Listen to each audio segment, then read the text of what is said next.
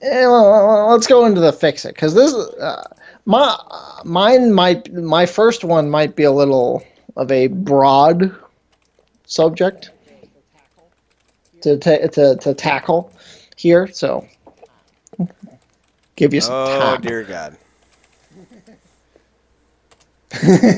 All right. Let's do this. I sent out the tweet. We're ready. Fix it. Fix it. Fix it. Fix it. No. Fucking not the gobbly fucking cooker, man. Just tell me it's not the gooker. Thank God. It's not the gooker. All right. I promise you. This one isn't even necessarily Well, I still that got to do bad. better. So, like, if you really want it hard, It's find a really good you angle, still and then gotta maybe do do better. better. That's what I'm going. Well, Fuck. that's what I'm going with, kind of. Lean more in that direction. You need to you need to fix the aces and eights. Ah, fuck me. Okay. What are my prelims like what am I not able to do? I can't not do it. Yes. To me, the whole gist of this thing is you can't not do it, and you can't say that it's Right. perfect the way That it that's is. that's the not Keep do it it. the way it is. The thing is, you take the premise. You don't even necessarily But need I to take can't I all the can't same change people, the idea but you behind take it. the Okay, fuck me. yes, take the premise and and go with it. How would you book it? How would you book the aces and eights? All right. So first and foremost, one of the big things about the aces and eights is that they had the numbers and the anonymity factor, and I thought that was what played it up the best. Mm-hmm. What I would have done Mm-hmm. is kind of go in a taker druid way, not in the gimmick sense, but in the presentation. Bully Ray Right. as the head of it was fine. Okay. I like that. It made him a deserving heavyweight champion. It made him a semi draw to a degree. But I wouldn't have revealed anyone else. I would have kept them all under Mm-hmm. masks and constantly rotating out the bodies so that nobody knew who they were. And I would also never book them in matches. The only person who would ever get booked into matches would be Bully Hmm. Ray. So the idea behind it would be Okay. that there'd be a lot of beatdowns, a lot of run-ins, but that the aces and eights were there to be Bully Ray's dead man hand. And you could do some. You could have some people join him, like Devon and Anderson. But I wouldn't have had Nux or Garrett or Wes. I wouldn't have had Kurt Angle versus Wes Briscoe at Lockdown because that was a stupid fucking idea. I Really? would have Seriously, had guys, Bully come on. Ray, not Bully Ray, but I would have had somebody. I would have had basically Bully Ray because at this time, he still hadn't been revealed. I still would have done it at Lockdown, but I would have put some Mm-hmm. red herrings in there. Like I would have had Devon or Anderson with the group by this point, and have them be like the quote unquote leader. Have them lead the 5-on-5 with Bully Mm-hmm. Ray antagonizing them, heading into the angle, like Kurt, Hulk, whoever it was, book this, like let's beat the hell out of them, and go into it basically the same way, but have Bully Ray then Mm-hmm. either involved in the match, because you could go one of two ways if you do it, if you culminate at Lockdown. One of the ways that you could do it is you could have had it in the main event instead of it being for the title, and have Bully Ray on Team TNA, and then have Bully Ray betray TNA, allowing Team Aces and Eights to win. I think that would be a solid idea, but I also love the imagery of Bully Ray doing to Jeff Hardy, just with the tack hammer and then the trash. But one of the things that I would have done that I think would have been perfect is, remember how Taz debuted as a member of the Aces and Eights? Oh, Brilliant. during the wedding, I would have done that was something similar fantastic. like that. I would have had Bully Ray come down with like a cut on, but not like an Aces and Eights thing, but like something Bully Ray would wear. And then as he's like getting ready Yeah. to, as him and Jeff are about to do it, like they're fighting, and They're fighting. They're in the midst of their match. The Aces and Eights come down because they won. They won their War Games match, their Lethal Mhm. Lockdown. And Anderson or Devon or whoever the quote unquote leader is comes down. And like as Bully's like, we need to get these guys, Jeff. Jeff, goes in front of Bully, and Bully takes off his vest to reveal a shirt that has the Aces and Eights symbol on the back of it. So instead of doing it with Taz, you do it with Bully Ray, and you do it in the middle of Lockdown for his title, and then you have Bully Ray win the match that way with the Aces and Eights members outside. But what I would have done is instead of like just have him celebrate, I would have kept the Aces and Eights out. Bully Ray wins. Then he takes Jeff Hardy, throws him into the crowd of the Aces and Eights, and they kind of just take him out of the ring, and they just leave with him as they're pelting them with trash. So that's how I would set it up. That's how I would debut it. But you got to end it. You have to find a way to end. Every Mhm. great angle needs to end a certain way. This is challenging Mhm. because Mhm. how do you end a faceless faction that's led by 1, 2 people? It is difficult. Yes. Yes. Takes away Yes, it the main does. event mafia aspect of it. While it gave me, while it gave me the opportunity to buy the Rampage shirt, Jackson. still is not executed perfectly. You find the right pieces to put into place. I would have Devon and Anderson with Bully Ray because I do think that kind of gives it some clout. You have Team 3D and Anderson. You could say that they were Mm. betrayed by. Ooh, there we go. The entire premise is that they were let down by Immortal and that they were promised all these great things by Hogan. Devon was left Mhm. out in the cold. Anderson and Bully Ray were pitted against one another for Hogan's own desires, and they're sick of it. And so they basically, made a deal with the devil, so to speak. And at this point, I wouldn't have had anyone be dubbed president, vice president, or whoever. They would just be members. And I think a nice little way of Mhm. kind of culminating this would be basically having Eric Bischoff debut within the group as the financier, basically saying Hulk screwed me. He allowed my son to beat me. I'm going to end Hulkamania. I paid these groups of thugs to just beat on you. We won the match at Lockdown, so you can't keep them out if they want to. So they're gonna keep showing up, and I got dozens and dozens and dozens, and you can't stop me, Hulk. I'm coming for you. And you would ideally you would want Hulk Hogan in the match, but that's not even possible. So you would basically find 3 guys that you feel like could be the future of the company. You'd have Eric's 3, Anderson, Mhm. Bully, and Devon, and you would have Hogan's 3. And for the sake of argument, Magnus, Joe, and Saban, or Magnus and the Machine Guns, depending on who's still there. I forget who's there in 2013, 2012. So I know Saban was still there. Yeah, I don't know about Shelley yet. I'm not sure I know about Saban Shelley. was there, and I know Magnus was there. So it's either Magnus, Saban, and Shelley, or Magnus, Saban, and Yeah. Joe. And you'd culminate into a main event match with these 3 guys going at it. Now, you could do some things here. You could do some things here. Depending on when you want to end it, if you want to go Mhm. all the way to Bound for Glory 2013 like they did, you could have Saban or even... No, I wouldn't do Magnus. Magnus is too pretty boy. You could do Saban or Joe, could turn on them to kind of bolster their ranks a bit. But I would keep the faceless Mhm. dynamic of the majority still strong. In fact, during the 3-on-3 match, I would have members of the Aces and Eights sit in the audience. I like you would Oh, have I like like plants that. like I like sitting, that and like visual. it would just be kind of like the way it would be set up is like they wouldn't be sitting in groups, and they wouldn't be sitting there all night, but they could be.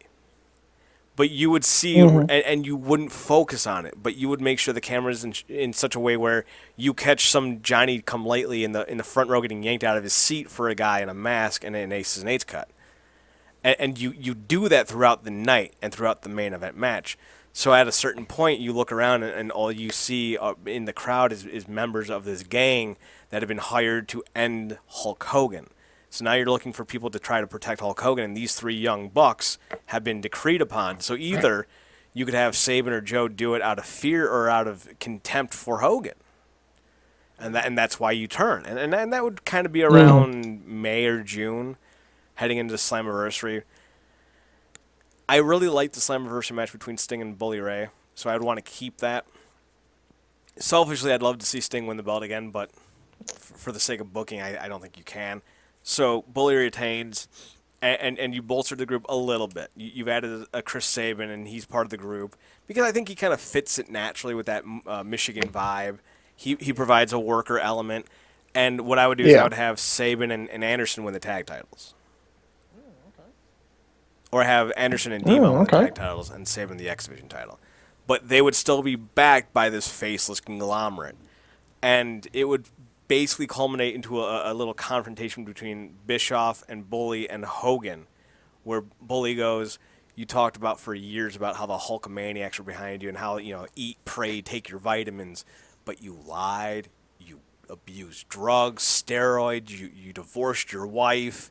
You're not the symbol of America, Americana anymore. And the same people that you once preached to now sit in the audience with their faces covered, wanting to tear you down. These aren't just people that you screwed over in TNA. These are people you screwed over for the last 25 years. You fed false beliefs to, and now they're here to extract their revenge. So you kind of make it more of a total focus on the disillusion of an idol, and that's kind of how you can Mm. build up the idea that these people don't need to have their faces revealed because they are the many. They are the machine. Yeah, they They are are who the you talk to. masses. They are who rooted for you, and now they've had enough. And what I would really want to do is I would change who they are from town to town. So basically, what you're doing is not only are you giving Hmm. guys, you're not being saddled with 10 contracts. You're bringing guys in every single town, every single show, who are different, so you can kind of keep a fresh dynamic going with who these people are, and you give basically tryouts to all these people. So if any of them impress you, you can stick around. And you could also throw guys like Matt Morgan under the mask at one point, just for dynamic's sake. Like, it wouldn't be Matt Morgan the character, it would just be Matt Morgan the person, to kind of have like this big presence. And you would say, like from Hmm. town to town, our ranks change. We show up and people come to our hotels, and they're like, we want to fight with you. We're tired of Hulk Hogan. And basically, it would become almost like an anonymous pro wrestling group, like like that the hacktivist individuals. Only it would be a pro wrestling idea. So they would basically, instead of it being focused dynamically on a biker theme, it would be more or less the cuts and represent are basically your Guy Fawkes masks, and the masks themselves are just a way of making the individual part of the experience from afar. So it becomes basically a cultist, almost antisocial group hell bent, instead of it just being a parody of Sons of Anarchy. So you get a little bit more in depth with the angle. And Hmm. at this point, AJ Styles will step in, basically saying, you guys have done a great job tearing down Hulk Hogan, but you're also tearing down TNA in the process. And you could have, at this point, Hulk Hogan's about to drop out, so you can basically say, have AJ go, Hogan's not going to last much longer under this pressure. We all know he's done. We all know you won. You beat Hulk Hogan. But in the process, you're hurting this company, and I can't stand for that. So either you relent, or I'm going to get involved. And then Saban will be like, hey, AJ, that doesn't need to happen, yada, yada, yada. You could have James Storm and Bobby Roode get involved at this point because they too see TNA as being affected more so than Hulk Hogan. Hulk Hogan's Warriors have been dismantled. Sting's been taken out of the picture. So now you're focusing on the core group of TNA guys facing off with these Ace and Eights Marauders. And of course, you'd build up to the Bully Ray falling to AJ Styles at Bound for Glory still. Only now you'd have either, if it's Devon and Anderson, you'd have them fall to whatever tag team you're trying to build up at the time. James Storm and Gunner, if you will. Bobby Roode can take care of Chris Sabin in an X Division match, which I think would be fan-fucking-tastic. And you could have basically a segment where Hulk Hogan and Eric Bischoff each picks a wrestler. And whoever wins That's what happens to TNA. Or maybe they could just have Dixie Carter and Eric Bischoff at this point if Hogan is officially done in storyline. You could have Dixie Carter go, I know you Mm-hmm. beat us at Lockdown to get the rights to have your boys in here whenever they want. But at Bound for Glory, if AJ wins, you guys are done. But Bischoff will be like, all right, fine. But if we win, we get the company in total. And at Bound for Glory, you could basically just have this cool visual of every single member of the Aces and Eights that have popped up over the course of the last umpteen months and umpteen weeks come out in a line kind of like they did at WrestleMania with John Cena's and stand side by side as Bully Ray walks down Mm-hmm. this faceless corridor of supporters. Because the one thing I really didn't like that they did at Bound for Glory was that they had Bully Ray basically in a shambled group. Anderson had turned on him. Devon was gone. Wes and Garrett were I think the last members were Nux and Garrett Bischoff, and everyone else was gone. So instead of having them Yeah. decimated, I would have them stronger than ever. I'd have guys like Adam Pierce, Jay Bradley. I'd basically every guy who showed up for the gut check, I'd have in Aces and Eights. And I would have Bully Ray be paraded Mm-hmm. down this row of members. I'm talking 100 deep at least. And you just have Bully Ray with this visual of wearing an Aces and Eights cut, and he could be wearing a mask. He could be wearing a sting mask, for symbolism, and he could be walking down this group of people who are there to support him, and it would show this dynamic where that it's not Bully Ray versus AJ, it's AJ versus an idea. And Bully Ray is the manifestation of the idea. And you could have Mike Tenay put that over on commentary that this is just a huge blow from an organization sending one guy to represent all they are against AJ. And you would have Bully Ray not lose a single match from the time he wins the title to this point. And I'm not talking about Anderson throws him a hammer. I mean, Mm-hmm. he destroys Sting at Slammiversary. He puts down, Magnus and Joe. He does everything you expect him to do. And he strolls right into Bound for Glory as this unstoppable force. So even though AJ's going to end up leaving eventually, because I can't stop that, it still gives you that moment, that ability for Styles to end this regime. And you could even do it where one of them turns on Bully, where somebody is hiding within the ranks, and it could be Bobby Roode, James Storm, could be Alex Shelley, could be whoever, and you could have them be the reason why Bully Ray loses, and that would kind of be like this huge catalyst. If you really want to go extreme, one of the ways you could do it is you could have it be Jeff Hardy, have Jeff Hardy not be seen again after Lockdown, and then at Bound for Glory he rips off the mask, hits Bully Ray in the head with a hammer, just like he got done to him. And AJ Styles gets the win. And like he'll emerge. Like, so here's the imagery that I want you to have during the match. Those 100 dudes, they don't leave. They stay Right. in the aisleway. And during the match, they Mm-hmm. fucking encompass the ringside area. So it becomes almost a de facto lumberjack match.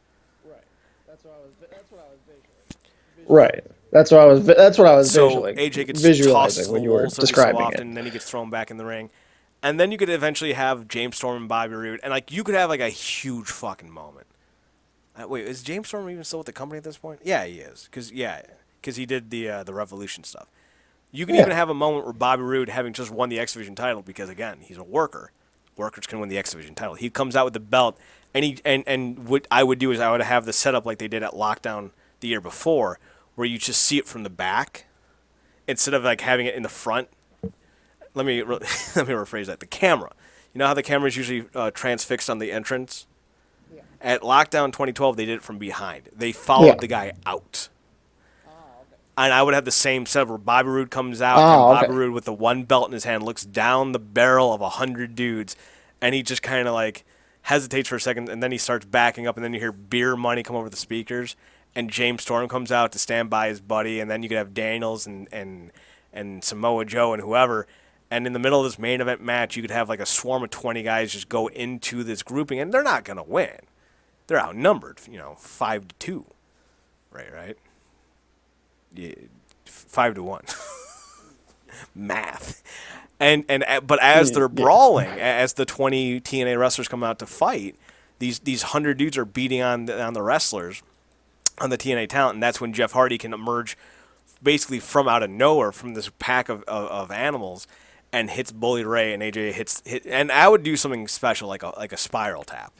Jeff hits Bully with a tack hammer. He falls, Hmm. spiral tap, and the ref counts to three, and they all get the fuck out of Dodge. Like the ref hits the three count, grabs AJ. They haul ass out of the ring. The TNA wrestling talent haul into the audience, and you can just see like the looks of despair on all these members' faces. Well, not really, but on like the four that we know of, the Saban, Anderson, Devon, and Bully, and the other 96 dudes. And you could just watch as Dixie leads like a parade of like security and cops to escort them out of the venue as TNA talents, celebrate in the audience with the fans around them. That's how I'd do it.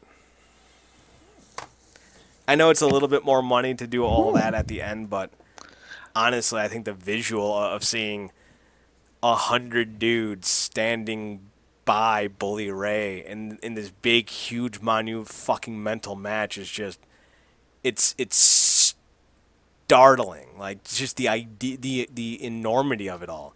Now you could do 100 or 50 or 30 depending on how much room you actually do have in the venue. You'd obviously work to Right. accommodate it, but it would be a lot of dudes. So you gave me the Yeah. idea. I gave you the solution. What did you think of it? Critique me. Uh, I think that's a very nice solution. I like that. I like the idea of, because no faction has really been like that before. The idea of it not being about a group of guys. It's more about, it's an idea.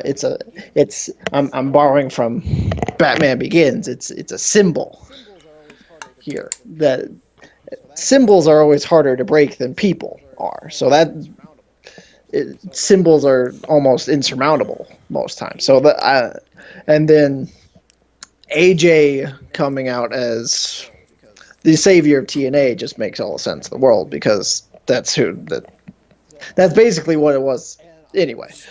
So, and the visual of just the entire ring area and the entrance ramp just lined with Aces and Eights people. Just it's visual storytelling of just how large this entire thing is. How if if AJ loses in this David versus Goliath matchup, that it really is, then everything is done. The Ace and Eights are taking over everything. I like it. I like it a lot. I dig it. Now, leading up to this, would you keep AJ Styles on the same course him going through his only one theme, kind of throw people off, because he kind of had the biker jacket gimmick kind of thing going on with that too. He, thinking about it, he was very much mirroring Finn Balor at the time. Completely Mm-hmm. escaped my mind. Mm-hmm. There's a part of me because one of my favorite moments of 2013 was him attacking the Aces and Eights like Sting did the NWO on Uncensored 97. So there's a part of me that wants to keep that, but Mm-hmm. maybe not do the only one. But part of me also likes it because I also really love the moment when he came out with the main event Mafia Aces and Eights brawl at No Surrender on television, or not No Surrender. It was whatever was before No Surrender, Mm-hmm. Hard Justice, and all of a sudden the Get Ready to Fly came out.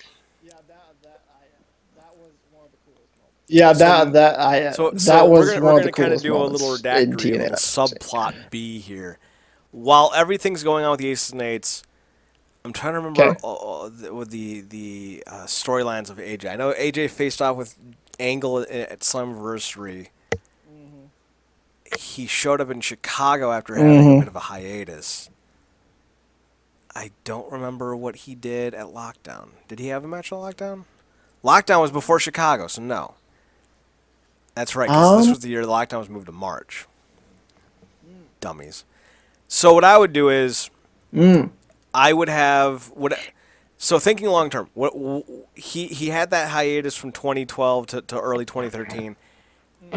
I forget what the reason was, but it's irrelevant. What Mm-hmm. I would do is I would basically have AJ, because at this point the Ace and Eights are already kind of happening, and we don't know who's who, and they're all tacking, and we're getting cryptic messages like, when we tell you why we're here, all will be revealed, and we are not a person, we are an entity, stuff like that, and Austin Aries would be champion, or just finish being champion, and he would start going on this paranoid accusation train, and he would accuse AJ Styles. That would lead to Dixie Carter starting to doubt AJ Styles. And instead of it being like this huge grand opus of I'm the evil witch and you will burn, I would do it more of a disappointed mother. Like I would not turn Dixie heel. Mm-hmm. I would be like, if I'm booking this, I go, Dixie, you need to be sad at the accusations, and then you could start like pointing out certain things, like having like footage in the backstage area where AJ's walking from his trailer and he passes by a few biker dudes, and they kind of stop and exchange words, but you can't hear what they're saying because it's just security footage, or like you have like a couple of the biker dudes like waving AJ Styles over and looking at the motorcycles, and then you could have like Austin Aries send. Is Rockstar Spud up at this point? No. Rockstar Spud's still in OVW. I would send somebody to AJ's house, and then you would see like a nice new black and gray, kind of matching the color scheme of the Aces and Eights bikes. And then when Devon comes out and reveals that he's a member of the group at Bound for Glory 2012, I wouldn't necessarily do it the same way they did it, but I would kind of do it with whatever Anderson's match was at Bound for Glory Mm-hmm. 2012. I would have Devon come out wearing the cut and have him go up to Anderson and hand him a cut during his match at Bound for Glory 2012. And that would be it. That would be all you would need to know about Devon's Mm-hmm. involvement at that point. And at that point, Devon would do the same thing with AJ Styles. He would hand him a cut. So you have footage of them hanging out, Mm-hmm. talking. There's a bike that resembles their bike in his garage. Devon has handed him a cut, and Dixie basically goes, "You are no longer my phenomenal one." And she will turn to Magnus at this point and anoint him the new phenomenal one. She will literally strip him of the name, the phenomenal AJ Styles, and just call him AJ Styles. And you can make up like you could say like it's my intellectual property. I created this, we created this name for you, and then you would call Magnus the phenomenal Magnus or something along that lines. Magnus can embrace it, reject it, come up with his own moniker, Mm-hmm. but it would basically be she would strip his pride or her pride in him from him. So she would no longer see him as this holier than thou entity, this perfect child. He would now be tainted in her eyes, and she would basically tell him, you've embarrassed me and you've embarrassed TNA, and I don't know how we're gonna get around that, AJ. And then AJ will be like, we have planned, our families have plans for Christmas. Like, what are you talking about? Like we've already booked the flights. Like, we're coming. Like, Dixie, what the hell's going? Like, Serge and I were gonna go hunting, and you could like really put over that these families are close. And at that point, she would be like, "No, we're Mm-hmm. done." And she's like, "I really just don't want to see you right now, AJ." And then you would basically have AJ kind of go into like this bottle of depression, so to speak. He wouldn't show up on Impact, and this was how, and that's how you would explain the hiatus between whatever 2012 and Lockdown. You would have him, miss impacts. He wouldn't show up. Then Dixie will suspend him, and then he can come back as the only one gimmick, and basically just proclaim that I was told I needed to show up or I'd be sued for everything I was worth, so I'm here, and I'm not happy about it. And you could. What I would do is I would really, instead of booking him in tag team matches or with Kurt Angle, I would book him in the X division again, and have him hate it. Have him just talk about how I'm above the X Division. This isn't my thing. I don't want to be here. And he'll beat on all these people. He'll never technically lose, but he'll keep getting disqualified or counted out because he doesn't want to be in the division. And that'll set up the match at Slammiversary with whoever, where Dixie's like, fine, AJ, you face whoever at Slammiversary and just fuck it. And then that builds up even more so to a point where Daniels and Kazarian will eventually turn face. And they'll show up to help Dixie one night when the hordes surround her and Hogan. And Frankie and Kaz and Bobby and Storm and a few other guys will come down to make the save. And Daniels will basically have a heart-to-heart with Styles, basically like, what we did was messed up.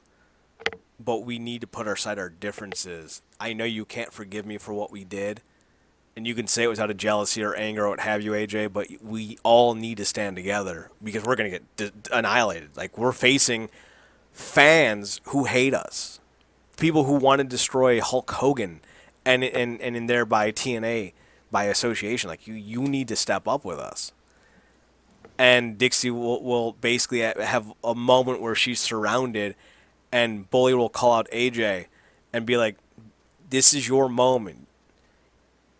And so let me back up a little bit. Before he gets called out, Bully will give him another cut. Like, here's the cut.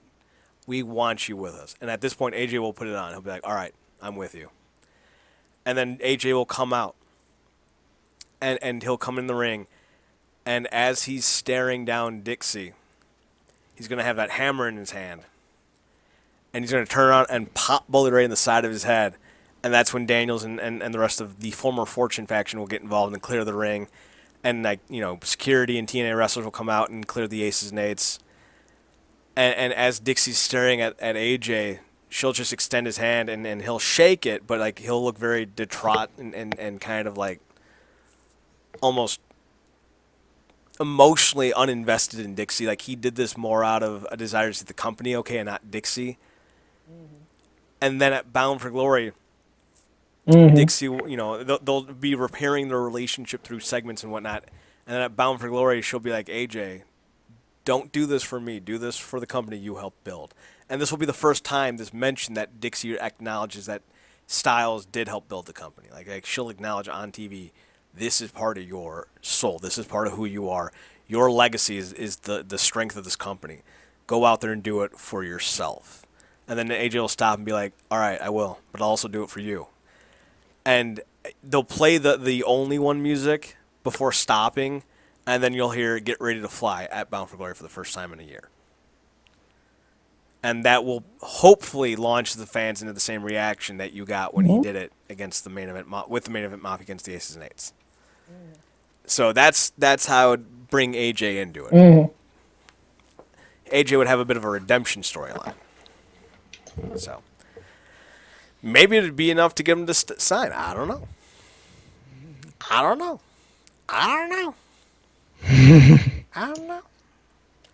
All right. So overall, solid ideas. Solid. Solid. I like it. I like it a lot. I give you a. I give you a. Right. I'll give you an A plus, sir. Hey, I'm a visual guy. I like that shit. And Jeff Jarrett, I like it a I know lot. you follow us.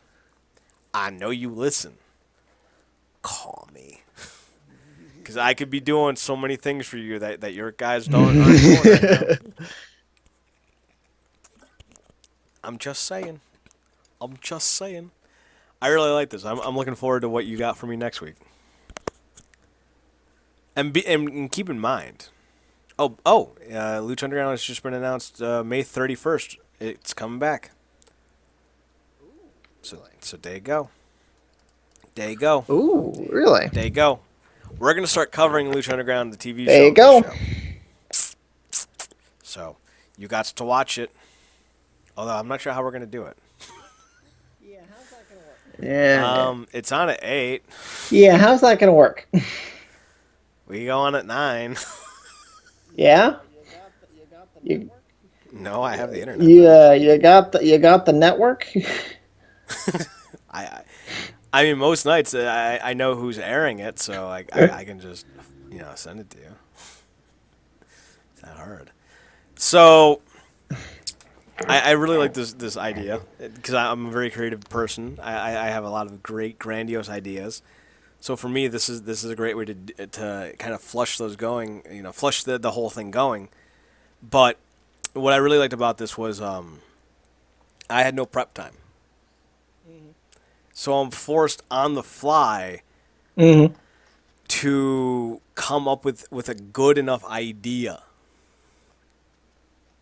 and that's kind of daunting, especially when it's something so grandiose as a storyline that it went longer than a year.